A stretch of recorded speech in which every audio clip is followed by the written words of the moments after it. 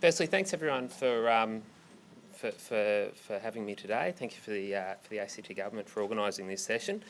I've got to say it's actually a little bit of a buzz being here today. So whilst I'm here from Melbourne and based in Melbourne, I actually went to university in Canberra. I got my first job in Canberra. I met my wife in Canberra. Got married in Canberra. Bought my first home in Canberra. So I know Canberra pretty well, and am particularly excited about the opportunity for our enterprise to have a bit of an impact in Canberra as well, starting obviously today, but looking for some more tangible things as well. Next slide. Thanks.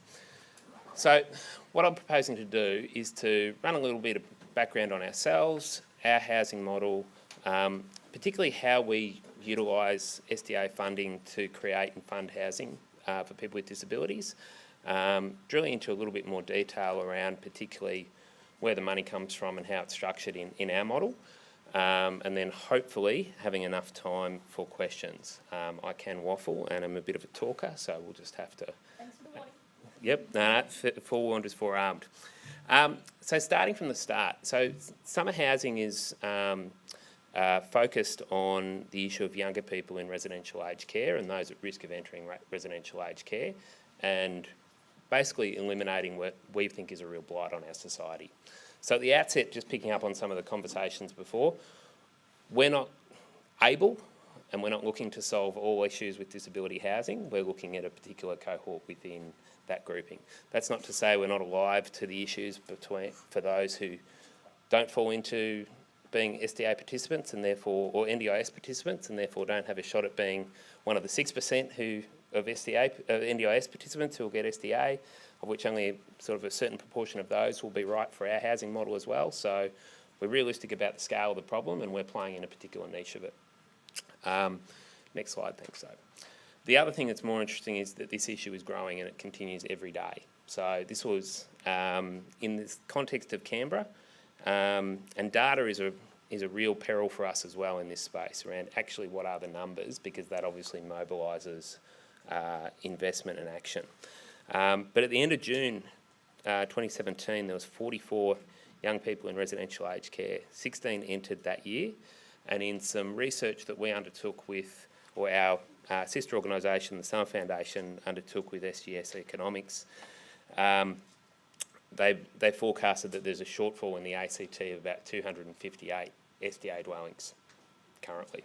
So on a pro rata population basis, ACT, based off their analysis and their research, was actually behind other parts of Australia.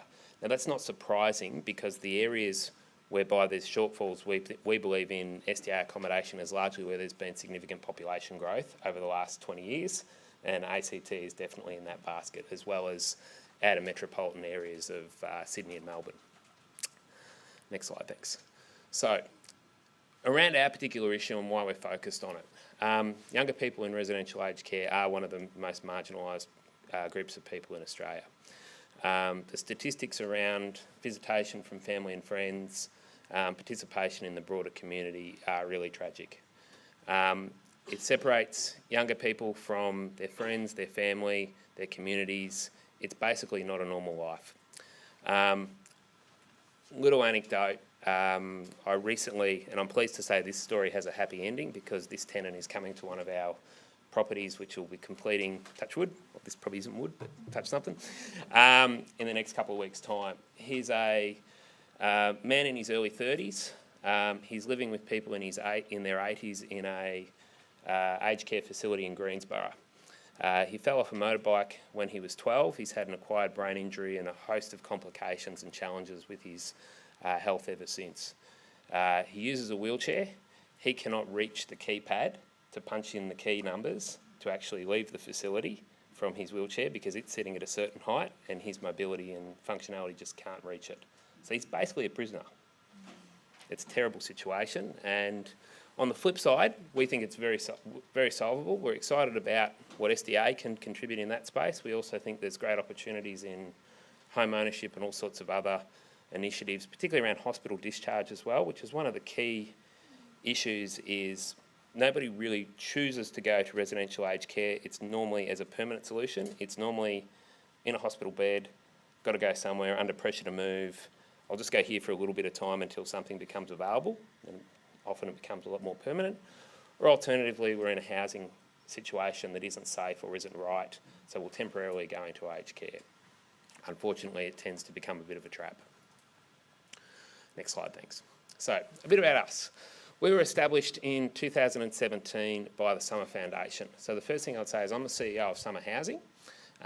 Summer Foundation created us. They've been going for about 10 years, and they're a research and advocacy body that was established particularly around this issue. We were created because with the advent of the NDIS, there was an obvious opportunity they saw to scale the demonstration projects which they'd undertaken in this space, but also made a judgment call to say it was probably best to create somebody new to do that piece rather than have the foundation continuing to do its important research and advocacy work while at the same time owning housing and potentially being conflicted by being a landlord and a provider, but at the same time trying to advocate for tenants. So that's sort of why, that rationale around why we were created. Our goal is twofold. We want to commission at least 300 dwellings. I'm hopeful that we're going to smash that goal. And more importantly, we're out to build broader industry capability. So with that in mind, 300 dwellings is less than 5% of the cohort that we're trying to solve for. So we really see our work is in days like today, publications we bring out, and also the pathfinding that we're hopefully doing for a whole bunch of other people to follow us. So we're a bit of a unique body insofar as we're looking to be obsolete. The sooner we're obsolete, the better. We'll transfer our properties over to a community housing provider and go and do something new. We're not looking to create an empire for ourselves into the future. We're looking to really address a critical issue.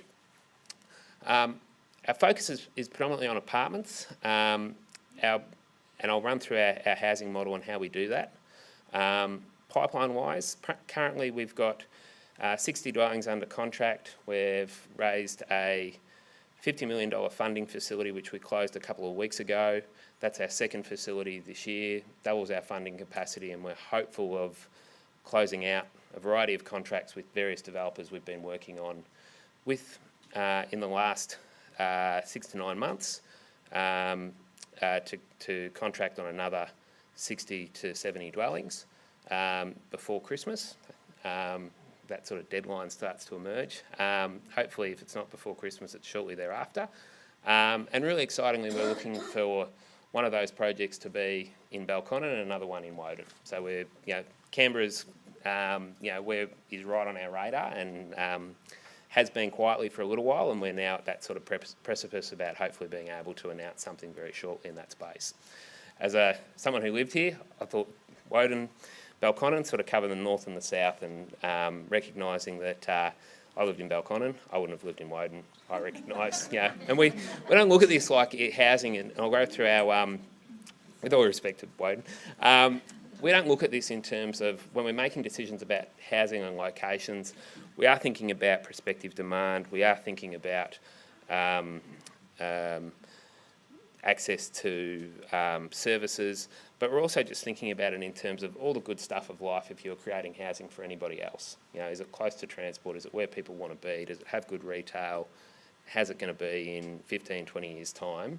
Not what's it look like in a couple of years' time as an outcome when we're facing into a market with no supply. We're thinking about a market and where hopefully there's heaps of supply, and we're creating something that's got enduring quality and enduring demand. So our housing model. How we go for time? Oh, yeah. Alrighty. Next slide, thanks. So the important thing about our model is we're really focused on social inclusion and integration. This is not around, we don't create facilities, we create homes. In a simple sense, what we do is we work off the plan. We have a 10+1 model, which we inherited from our friends at the Summer Foundation, and which they pioneered on a project up in Belmont, which is just out of Newcastle. What we do effectively is we'll buy 10 apartments, we modify those for people with disabilities. We have an 11th apartment which we use as a support, where we base a support provider to provide 24/7 backup supports. We integrate a host of assistive technology, which ranges from home automation technology, but also communications technology, so that our tenants are able to live as independently and with maximised privacy within their dwelling, but if they ever need help, they've got that security and support of being able to contact the support worker apartment. And that can be by iPad. We have microphones in, voice-activated microphones in the ceiling, if somebody couldn't reach a device, fobs, phones, you name it, a variety of mechanisms. So ultimately at the moment, what we've done to date has been focusing on high physical support as a SDA category. That's one being focused around where we think our cohort comprises within the SDA framework, but also reflecting that that's where a lot of the appetite for funding has been. So we're really about, let's create the housing we can with the funding that's available for us at any given point in time, and then ultimately look to diverse. So we are looking at different SDA categories at the moment, and also we're looking at different housing typologies to see, okay, can we get a townhouse model to work? What does that look like? Can we get home ownership to work outside of SDA? What might that look like, utilising our model? So in terms of apartments though, why we do like apartments and we are really strong on them, really simple things. They're class 2 buildings that have fire sprinklers. If we pick good developments, they've got a couple of lifts. We can provide the social inclusion outcome by effectively, what we do is we'll agree 1 or 2 apartment types in a building, agree design changes for those apartment types, and then the way buildings work is they're vertically stacked. So we just have one type on a particular floor, and it just gets stacked every level up. So we get a great sort of inclusion outcome. We're not making the disability floor or the disability wing of a building. We're not buying the apartments nobody wants to buy. We're really looking at it and saying, all right, what's the type? We stack them through the building. So we get that scalability outcome quite quickly as well. By working with developers who've got apartment developments, we don't have to worry about getting planning permits. We don't have to worry about buying land, dealing with architects, all that good stuff that if you're looking to do your own project, you would need to do. And there's nothing wrong with that, but from our perspective, this enables us to get to scale to have an impact quicker. It also focuses us on the things that we want to be, which is really focused on sourcing our tenants and providing products for our tenants instead of trying to carry out developments. And it also reflects a couple of other elements, namely where housing affordability is. So predominantly apartments will be economical and should be cheaper than a house in the location that they're in. And if we're looking to provide housing for people in inner urban locations, then an apartment is actually one of the most logical solutions. If we're in an outer metropolitan area where apartment development isn't taking place because apartment development isn't normally economically viable, that's okay. That's probably where we're going to look at townhouses and things like that. But if we want to house people close to services, close to employment opportunities, etc., that brings us into more urban locations whereby apartment living is actually the most economical way for us to buy stock. And also lastly, it just reflects the trends. 46% of new housing that's being created is not detached housing. So I'll breeze through this super quick because of time, but basically what we look to be in is we look to be in buildings that normally have 75 or more apartments. We don't want to dominate a project. We want to get the right inclusion balance. There's also a host of benefits by picking a dwelling or an apartment development with about 75 or more dwellings, which includes fire sprinkling as standard, which we require ourselves. So from our perspective, we wouldn't be in a building that didn't have fire sprinkling as part of it because we recognise that when you're housing people in an apartment context above a ground floor, we want to have the best balance of fire protection we can in the building, recognising that there are choices that people are making in that context. We don't like flammable cladding in our buildings. We want to be close to public transport. We want to work with good developers who've got good track records of delivering good product previously.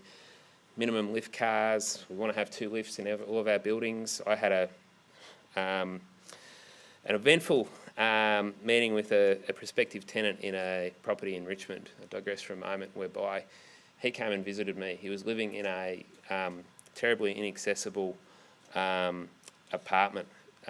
He had quite significant MS, used a wheelchair. He and his support coordinator came down and met us at the ground floor. got us into the apartment, into the lift, only lift in the building, only time in my life, the lift breaks and we're stuck in the lift. Lights go out, then the lights come back on a couple minutes later and the lift dumped us at the next available floor, which is what they do. You know, in a case of emergency, backup power kicks in a building, lift activates, there we go, dumped us on a floor. The only problem was it wasn't his floor. So we're with him there for a couple of hours, waiting for it to get fixed. We don't want that scenario. Next slide, thanks. So this is a bit of a selection, and I'll breeze through this, but it gives you a scope of what we're looking to and where our projects are at the moment. Bit of look and feel. What they are? They're just standard good quality apartment buildings that would hopefully be appealing to other buyers in the marketplace. So Greenwich in Fairfield, completion September 2018. Builders running a couple of months late, but it's any day now for that one. We've got one in Wollongabba and one in Rockdale that are completing in April next year. Generally speaking, we're looking for tenants for our projects about 6 to 9 months before they complete.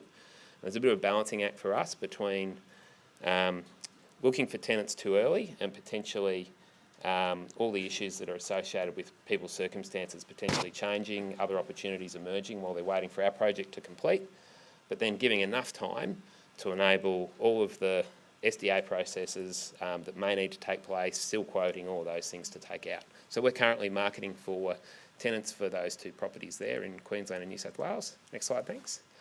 And we have one in Oakley and one in Ryde next year, which is September 2019, and one in Docklands in Melbourne in 2020. So hopefully 3 more slides with a couple more in Canberra before too long. Now this gives you a feel for very quickly what we do in terms of apartment modifications with the developers. So this is the developer's plan for this apartment. It's not the best floor plan we've ever had to work with, but we got there in terms of a solution. So 2-bedroom apartment, living area, kitchen, balcony. Next slide, thanks. What we've done here is we've modified it to be a high physical support apartment under the NDI, the SDA rules and price guide. Effectively, that's livable housing, platinum standard, plus a variety of other things. What that involved in the context of this apartment is to create the right outcomes for the bedroom and living areas spatially, create a livable housing, platinum sized bathroom. We lost the balcony. Now this was one where we made the call to say, listen, we need the space internally more than we need a pokey little balcony. Now these apartments are in Docklands, in the Melbourne CBD. Really excited about actually the idea of providing really high quality disability housing in the heart of the CBD, where a host of other housing's going on, a host of other people would naturally choose to live, but normally wouldn't have the opportunities. And in this case, the housing's in the lower level of a building that has a really large podium park, pools, all sorts of other things included within the development. So we made the call to say, listen, the little bit of outdoor space is offset by the fact that we'll have all these other outcomes. Next slide, thanks. Alrighty, so how we do it. This is, that's our project in Ryde. No, that's all right. So we got 2 models. We're a not-for-profit, I should say, and not with a big balance sheet. So the first model we use is where we take a head lease position from somebody who's actually funded the project. And we've got a couple of different ways we do that. The other way, which is the dominant way in which we've developed housing to date, is we've bought off the plan with third-party funding backing us into it. Next slide, thanks. So in terms of a lease, we do a couple of different things. First option, we've looked at and are looking at lease transactions where effectively we will lease 11 apartments in a development from somebody who's actually the owner of those apartments. We'll rent them, we'll take a market rent position on those apartments, and we take all the risk and opportunity on finding SDA tenants who will effectively pay us enough in SDA to pay the rent upstream. That's a product that, or an outcome and a structure that works quite well with people who are looking to do build-to-rent developments, which is an emerging trend of, particularly in Sydney and Melbourne, and I'm sure it's going to come to Canberra soon, with developers who are basically looking to develop whole buildings and hold them as rental assets. So we just take a lease of 11 of their apartments off them. The other model is what I call an operator lease. Here we're a bit more like a service department come hotel operator. in terms of our model. So again, we're taking a head lease and we're subleasing to SDA participants.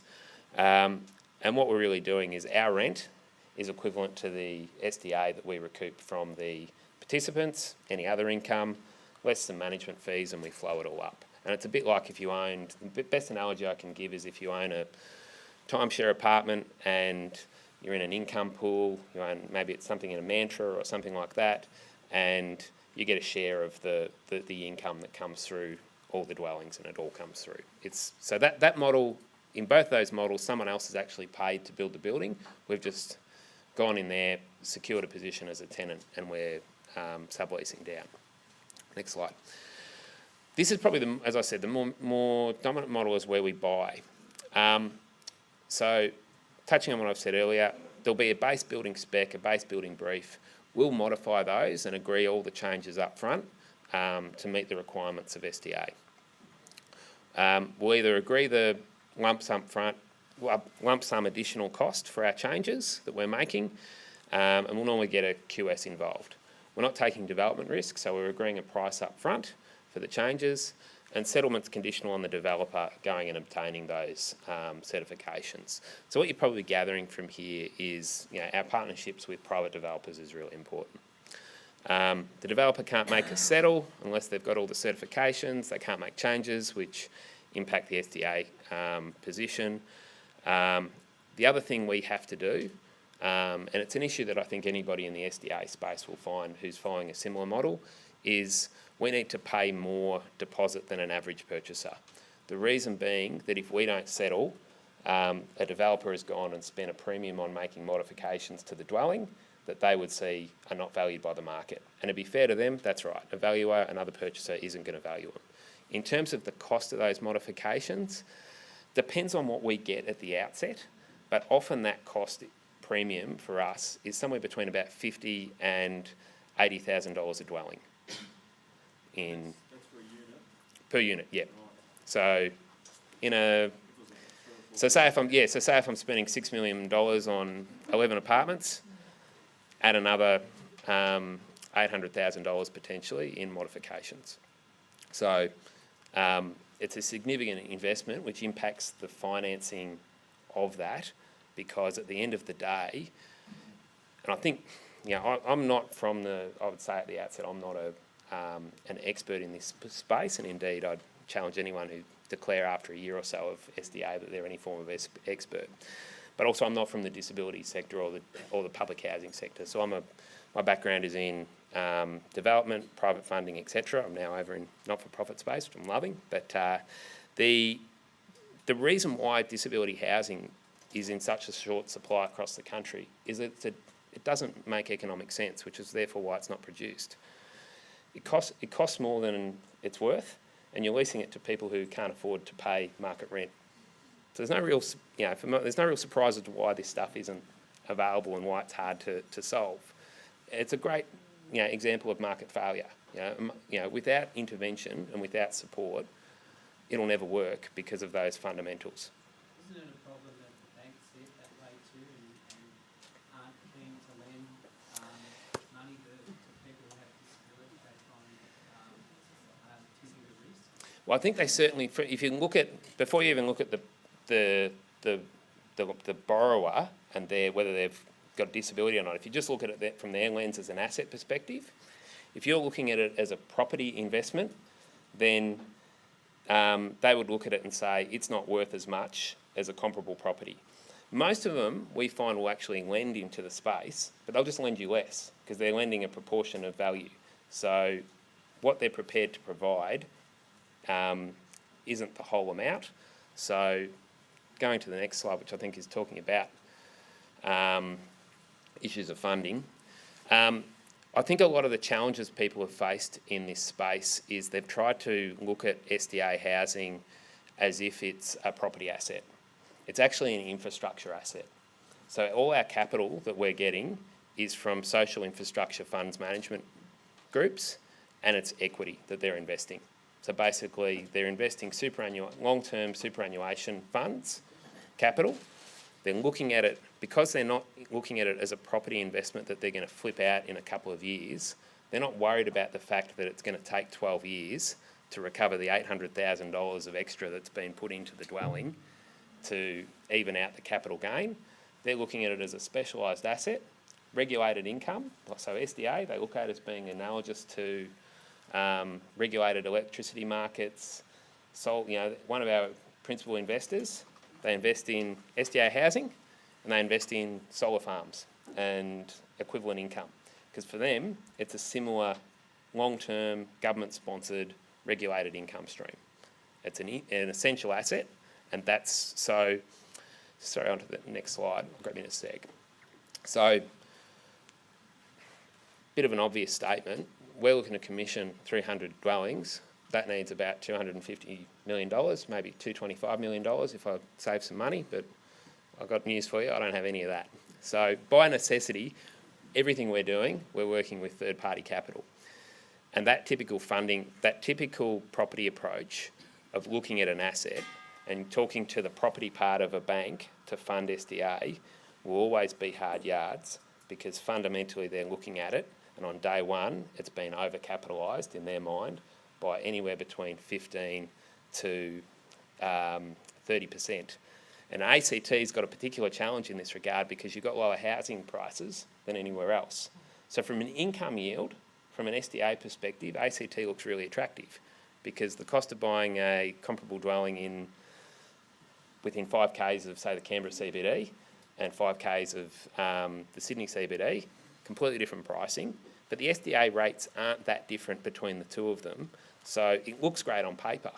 But because it costs $800,000 for me, potentially, to make the modifications to the dwellings, whether I'm in Sydney or Canberra, what it means is in Canberra, I'm actually overcapitalised to that high end. I'm 30% overvalue, and they look at it and go, jeepers, if the government changes SDA, if you can't find a tenant, I'm going to do at least all the money that's been spent on the modifications, and probably even more, because if the government's pulled SDA, then no one's going to want to buy it off you either. And it's so you get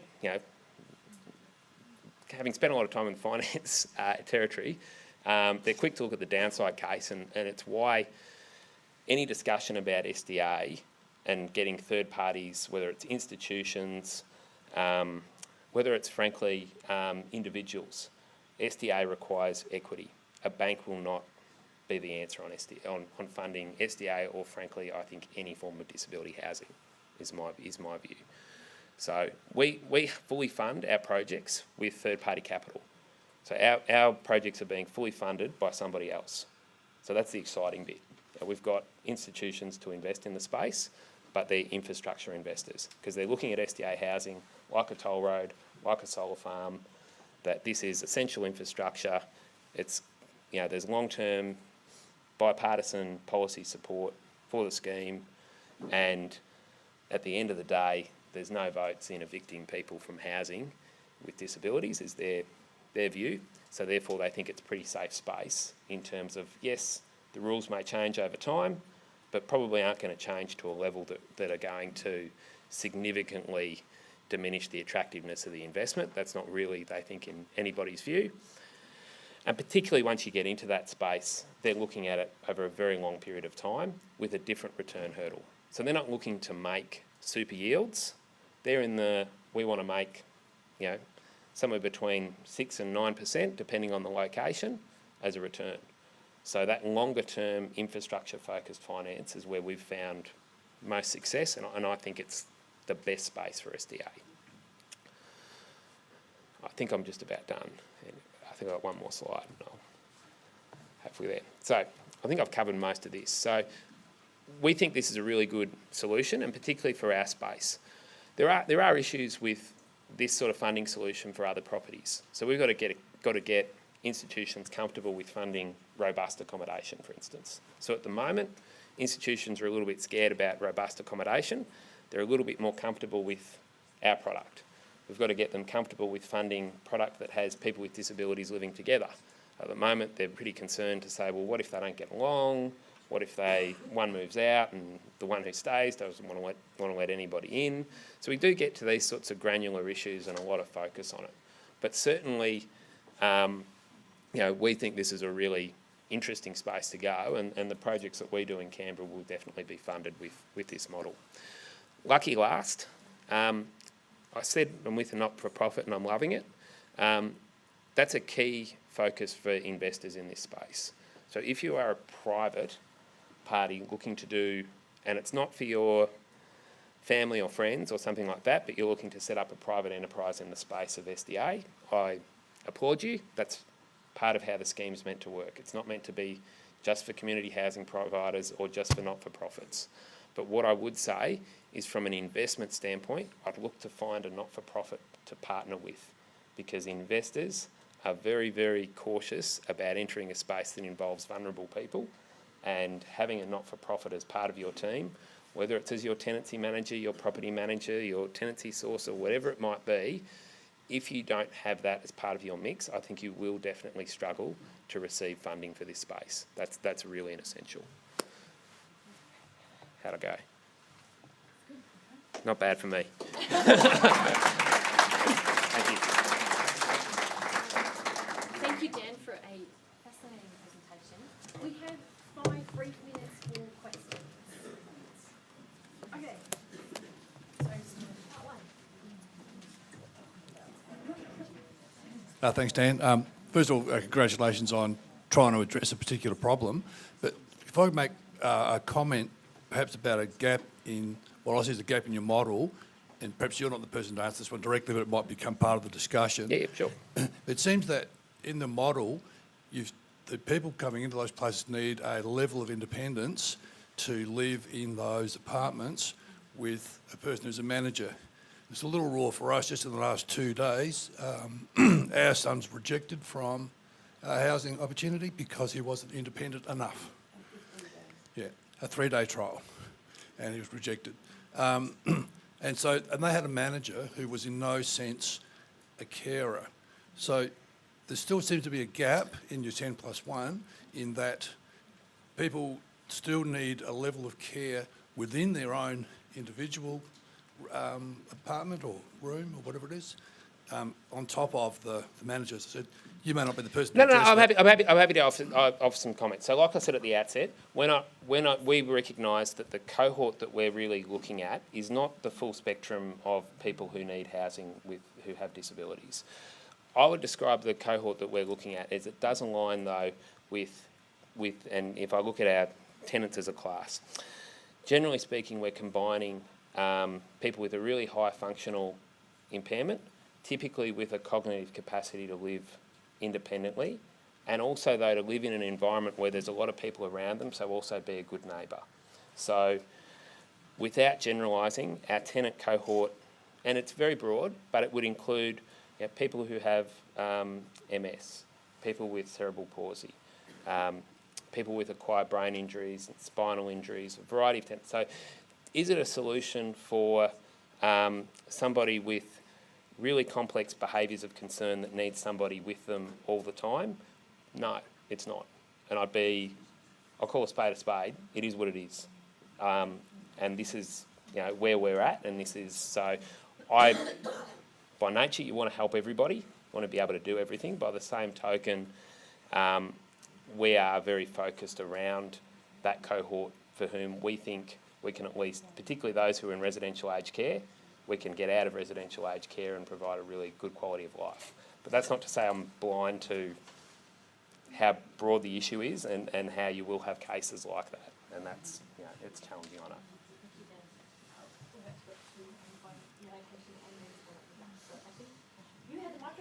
Oh, okay. Hi. Michael Bleaser from Atticus. Dan, a very simple question. I mean, you're building, your purpose building specialist accommodation, salt and peppering them within accommodation that's well located, which is great. I just want to know the other apartments in the buildings that you're partnering with, are they built to even a basic accessible silver level standard? It depends on the development. So some are. So the Greenwich project, all those apartments are actually built to a silver level. And that was awesome because what it meant was we could actually take a head lease. So we bought 10.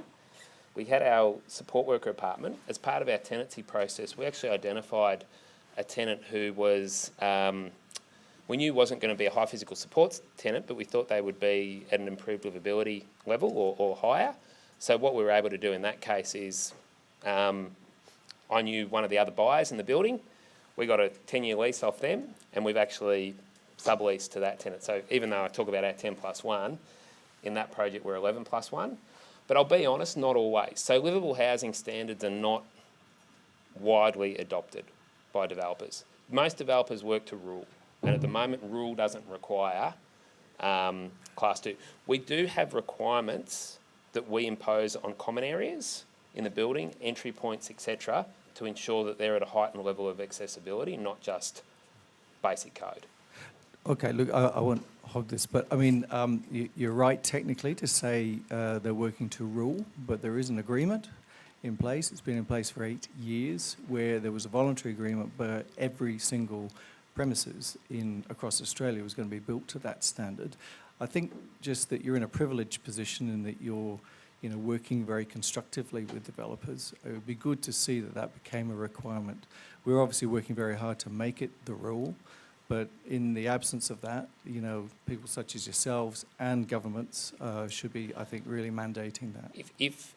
So I'd flip on the other side for someone from government. If government's building code requirement required livable housing silver, then I would suggest in about 4 years' time, we would have enough improved livability accommodation across Australia for that no longer to be a demand item. Sorry, but we've got multiple questions, and we're going to need to put those up on the board. So if people can put them down on a sticky note. Dan will also be around over morning tea. Yep. Yes. Are you able I'm to sorry to cut it short. Definitely morning tea. Or Yep. 15 minutes. So my capacity of timekeeping is diminishing rapidly. There are post-it notes by the door. Please grab one, and please join me in thanking Dan very much for his